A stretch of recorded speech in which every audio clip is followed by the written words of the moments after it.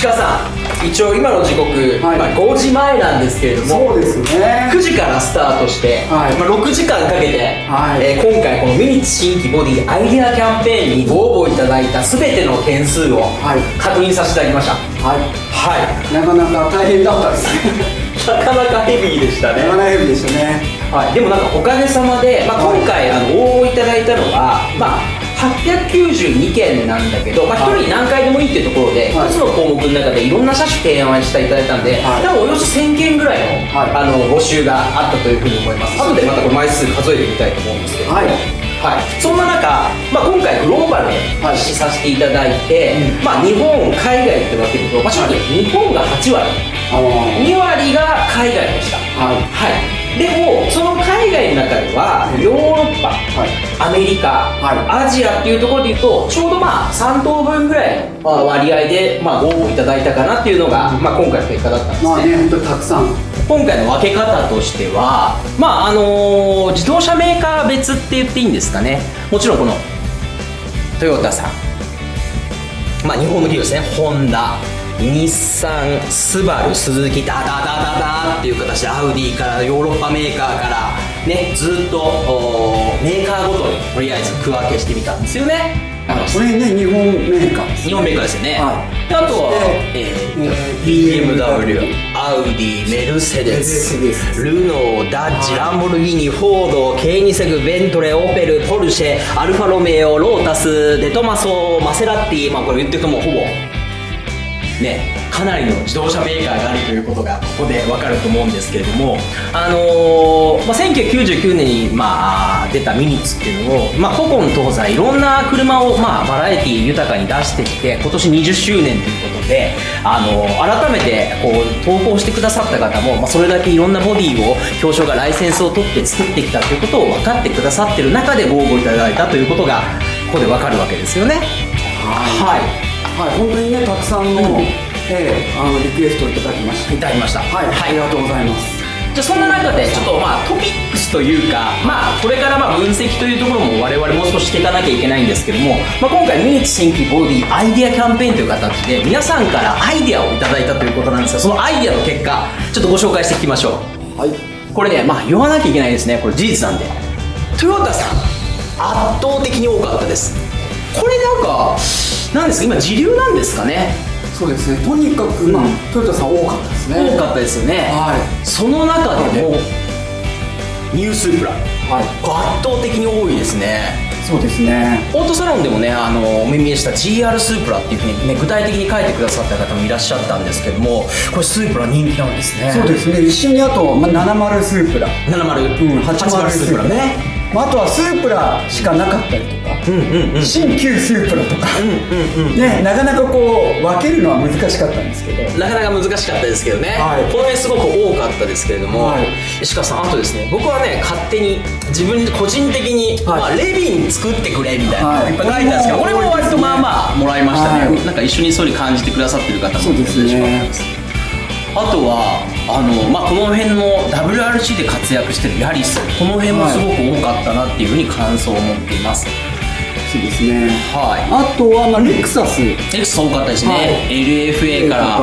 もちろん F シリーズね、まあ、IS から RCF からこういったところも多かったですし、やっぱスーパー GT 系でレクサス出してほしいっていうご意見も多かったように感じています。じゃあそんなところで移ってきたところで、今度日産さんどうですか？日産さん行きましょう。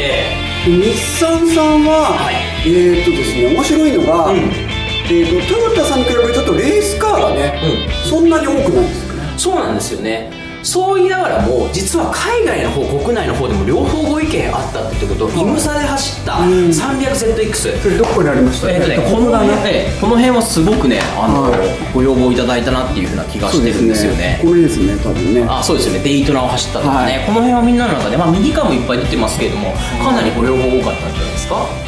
あとはやっぱちょっと古めが多いんですよね。例えば510ブルーバード、はい、510ブルーバードが多かった。ですね。ちょっと重なってるんですけど、これですね、510ブルーガード、これ510ブルーガード、510ブルーガード、これみんなそうですね、510ブルーガード、そしてその下のハコスカですかね。ハコスカやっぱ多かったですよね。この辺、あとケンメリもありますし、そうですね、やっぱり名車と呼ばれてるところは多かったですね。多かったですね。サンマの鉄仮面とか、あとはあれですね、キャラクター系でいうと西部警察系とか、ありましたね。あと危ないデカ系だったりとか、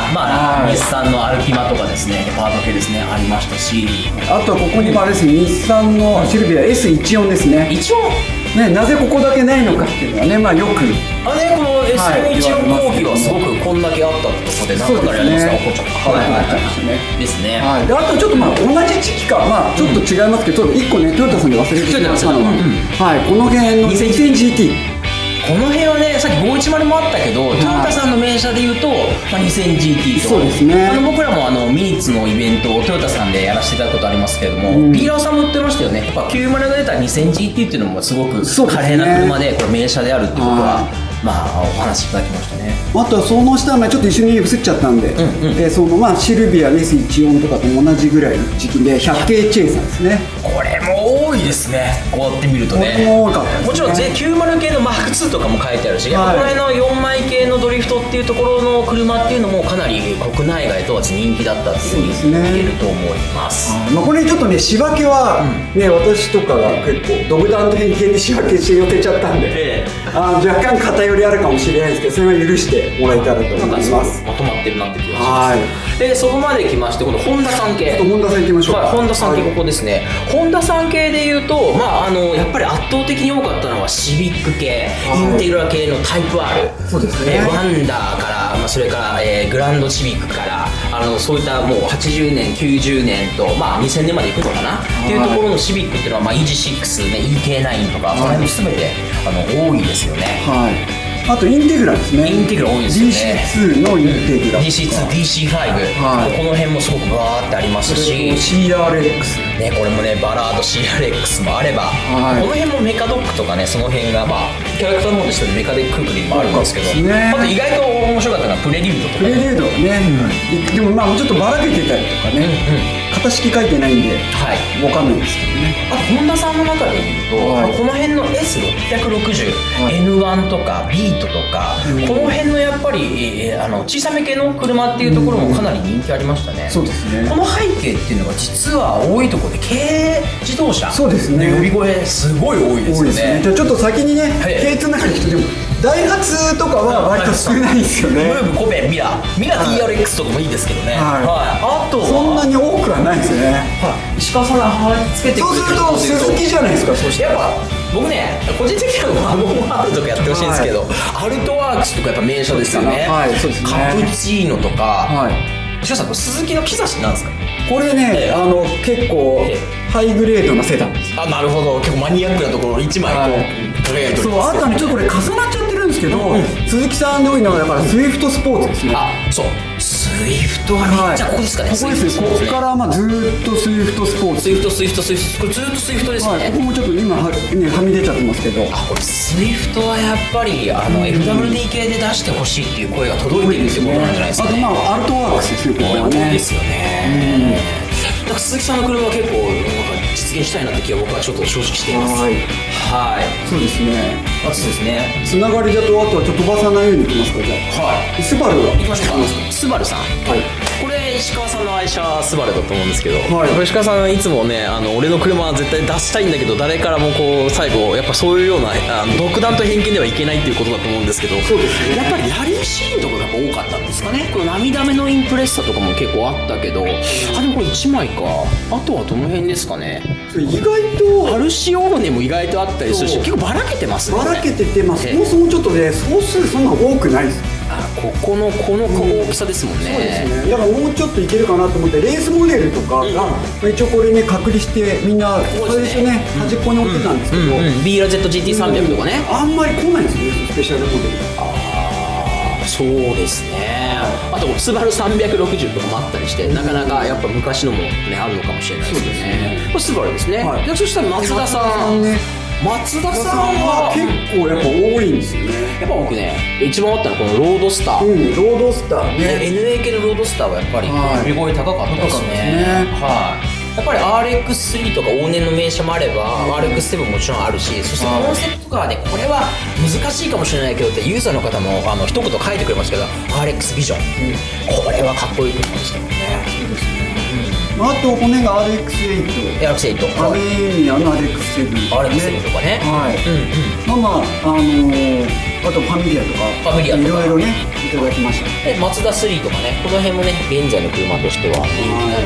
ていうふうに思いました。あと石川さん面白いところで言うと軽トラいっぱい作ってくれっていう声ちょっとね、ありましたね。番外編でいきましょう。そうですね、番外編でジャンル分け的には、今このじゃあアザーズ、もうねあんまりこう車種が書いてないっていうところで、読んでみていいですか。ミニバン、路線バス、トラック、デコトラ、軽自動車結構多いんですよ。軽トラこれ軽トラやってくれって日本はやっぱり軽自動車文化あるんですね。あとは面白いところで強商のファントムとか RB7 とかランドジャンプとか作ってくれってことで、これ強商ファンでいてくださってんだなってちょっと嬉しかったですね。この辺あとはあとヨーロッパ系では、結構日本では馴染みないかもしれないけどレーシングトラック、ユーロトラックのレースみたいなのが盛んなんだと思うんですけど、かなり量も多かったような気がしています。あとねこれちょっとね半径難しいかなと思うんですけど、暴走族の車竹槍出っ歯とか、ありましたけど、これ石川さんかなり僕反応したところ1個あると思うんですよ。これボディキャンペーンなのに、なんかパーツキャンペーンさん間違って一番下が面白いっすよね。これ読んでみていいですか。フリクションオイルダンパーを新しく開発してくださいと、これシャフト系とかオイル量とかで維持式したらどうですかとか、海外の方ではドリフト用のステアリングのアングルをもっと高く多くしてくれとか、あとこれちょっと面白いところで言うと未来には次世代の遊び方としてスマートグラス使ってそこで電池残量とかスピードとかテレメトリーシステムを映せるようにしたらいいんじゃないかとか、こんなようなねアイデアいただいたりしてるし、オーバーランド作り直してくれとか、これもよかったですね。サーキットのフェンスガードもうちょっと作ってみたいよとか言って、これ結構初心者に優しいパーツだったりとか、この辺もありましたし、そう一番びっくりした多分もちろん今回ニックネームなんですけど、自動車会社のデザイナーの方から、確か僕の車のデザイン書かせてくれみたいな、そんな声ありましたよね。それも番外編であったりするんだと思うんですけど、あとこれ下の方どうですか、ロスマン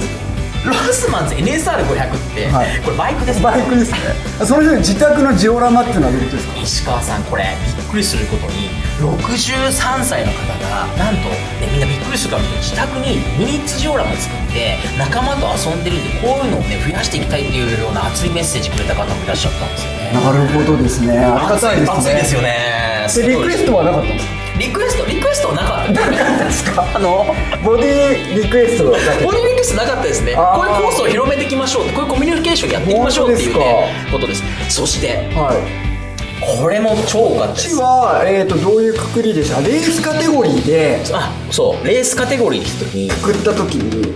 F1 F1 は再販、F1 再販ですね。これはやばいですね。で F1 もやっぱり歴史あるカテゴリーっていうか、一番フラッグシップカテゴリーってことで、例えばタイレルの6輪からブラバムからティレルからそういう古いものもあれば、新旧 F1 今の F1 全て、しかもね版権のことも考えてくれつつ、そういう版権取らなくてオリジナル F1 でもいいからそういう F1 カテゴリーっていうのを復活させてくんないかって声は多かったです。そうですね。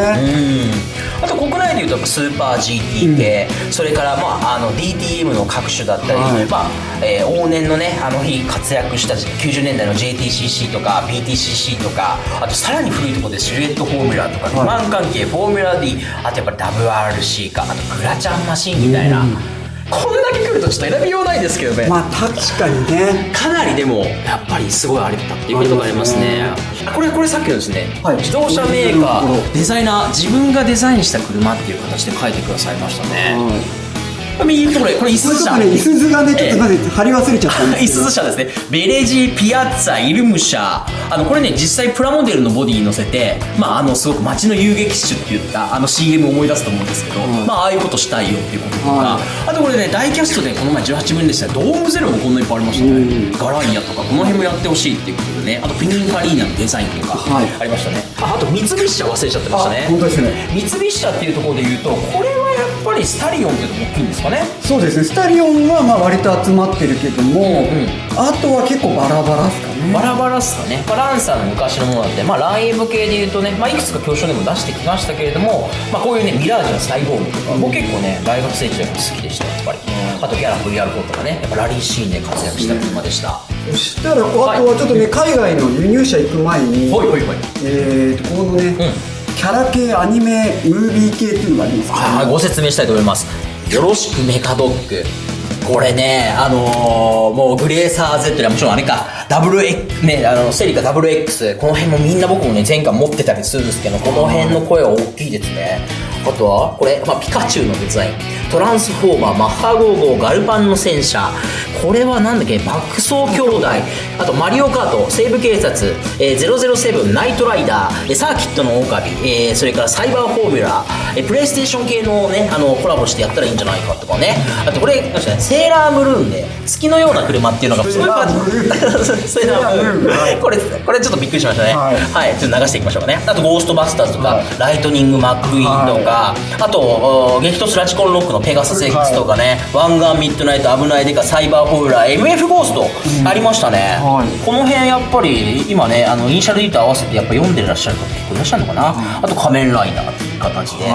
こう日本はアニメ大国なの分かりますよね。そうですね。僕らもやっぱこういう車にインスパイアされたことよく分かりますんで、お客さんの気持ちよく分かります。そんな感じですね。海外行ってみましょう。分かりました。海外のメーカー、BMW、メルセデス・ベンツ、アウディ、ルノー、ダッジ、プジョー、フィアット、シュコダ、シボレー、ジャガー、シェルビー、フォード、ランボルギーニ、もちろんフェラーリ、ポルシェ、ベントレー、オペル、アルファロメオ、マクラーレン、アルパイン、フォルクスワーゲン、ランチャ、ポンティアック、アストンマーチン、ブガッティ、ヒュンダイ、テスラ、これマセラッティ、パガーニという感じで、こっちもですね、ジャガーもあれば、あと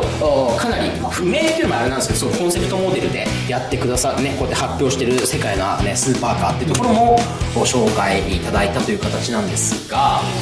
こんな中で石川さん的にちょっと気になったところありますか？そうですね、やっぱりこれ、ちょっと BMW とメルセデス両方入ってる、チームがね変わってしまったんですけど、初音ミクのね、これは多いですね。それは多いですね。アーマーゲーの GT3、これそれ多いです。多いですよね、かなりね。やっぱ人気なんだなっていう気がしますね。BMW の時のもあるし、ベンツの時もあると。あとBMW だと E30、E30、多いですね。多いですよね。あと1個、これも僕は個人的にすごい好きなんですけど、コ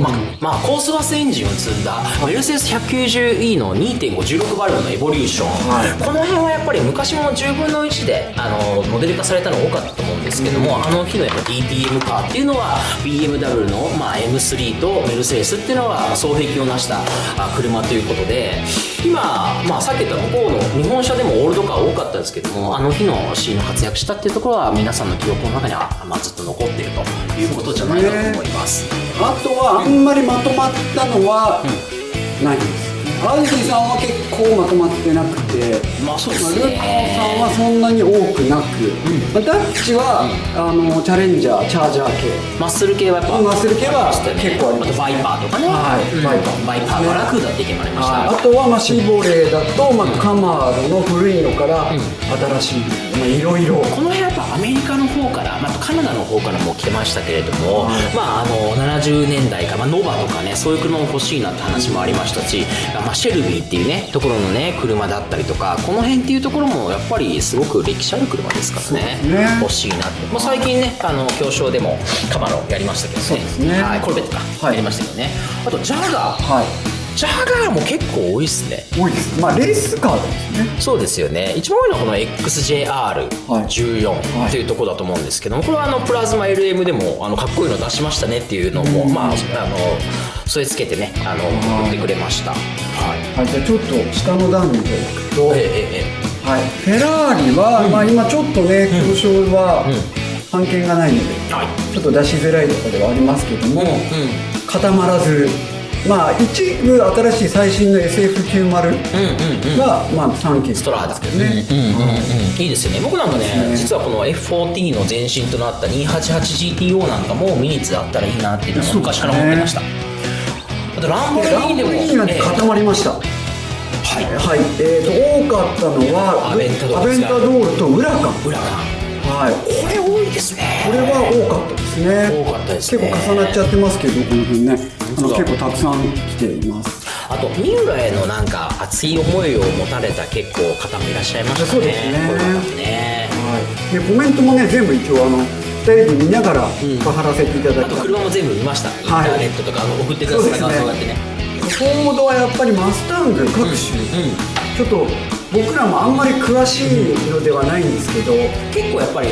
実際形が違うんですけどね、まあ、60年代に出したフォード GT40 なんていうのは、本当に名車中の名車だと思うし、ヒストリックカーレースでもねたまにこう耳見えしてておおと思ったりするんですけどね、まあ、そういうレーシングカーもあれば、まあ、こういうロードカーみたいなところの往年の名車から今の車までっていうことでねなってると思いますけどね。はい、あとは、ポルシェもね、ちょっと解読が難しかったりしますよね。ポルシェ難しいですね。でもやっぱ73の彼らから始まって、最後に992型の、まあ、GT2、GT3 の最新型まで欲しいということで、ただ、まあこれやっぱり国内外問わずポルシェっていうのはすごく人気なんだなっていうことはちょっと分かります。あと917系、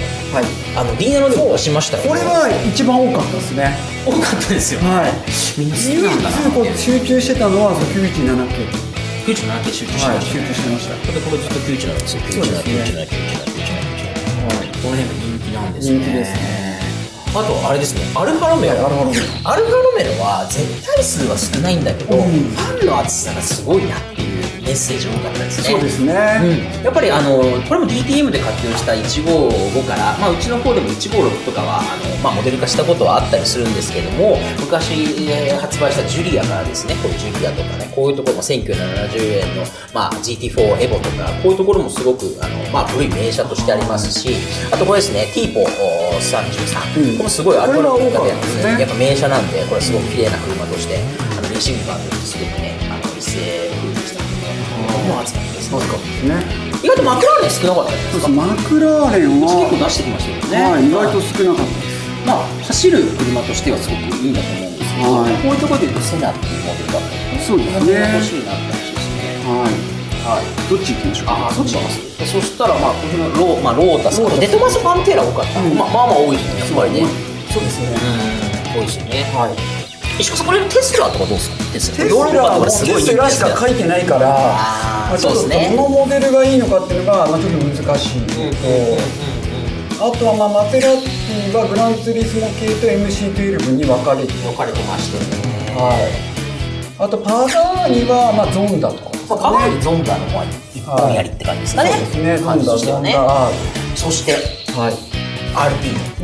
これ多かったですか？これは多かったですね。多分読み込んでるとやっぱ新しい形の、まあ、A110 の声が多いんだけど、やっぱ新旧で欲しいっていうことで書いてくださった方もいらっしゃって、まあ、かなりの量がありましたね。MF ゴーストとかでもね新しい RP 出てたりしてるんで、こういうところも、まあ、現代でも皆さんの頭の中に入ってるスポーツカーであるというふうに言えるんじゃないでしょうか。あとはこうですかね、ゴルフとか。まあ、ランチャとかね結構今まで出してきたんですけど、最近ちょっと随分発売してから経ったりしたんで、まあ、ランチャストラトスのイタリアカラーからですね、それからデルタとかね、その辺のところモンテカルロラリーとかね、この辺もやっぱ出てますね。あとブガッティも面白いですね、シロン。ブガッティシロンも結構来てますね。これ見たことあるんですよね。ありますよ。そうですね。あとはヒュンダイもいただきました。ヒュンダイいただきましたね。WRC で活躍しているのがやっぱり皆さんの印象の中にある。そうですね。あとはアストンマーチンが、あとポンティアックすごいね。ポンティアックでいうと石川さんの話したファイヤーバード、ボンネットにね鷹があるタイプっていうのは僕らプラモデルでかなり鮮烈な印象ありますけどね、そういうのは思い出があります。